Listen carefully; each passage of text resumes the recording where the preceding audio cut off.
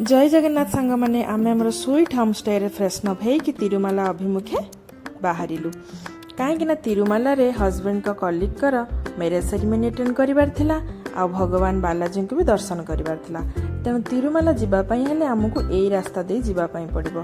एत सुंदर रास्ता सुंदर सिनेरी देखिए मत 11 वर्ष पूर्वर कथा मन पड़ा।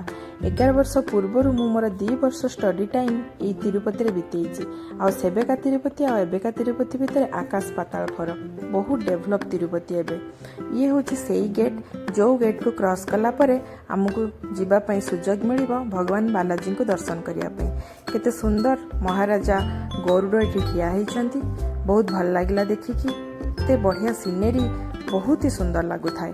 तापरे नेक्स्ट पुणी आम पहुँचलु जाइए सेकेंड गेट पाखरे जोटिकी आमर इंडिविजुअली सिक्योरिटी चेकिंग हम आमर गाड़ी चेकिंग हम या पर आम आराम से ऊपर को जापर।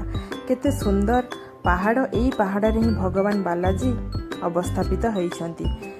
एते खरा होता सांग मैंने सांगे सांगे एते सुंदर पाग हो गला आकाश कला मेघ घोटी आसला बहुत बढ़िया लगला पूरा ठंडा ठंडा परिवेश हो गला।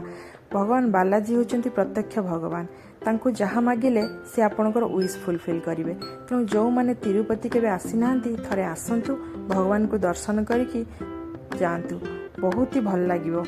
नेक्स्ट वीडियो रे पुणी देखा हबो।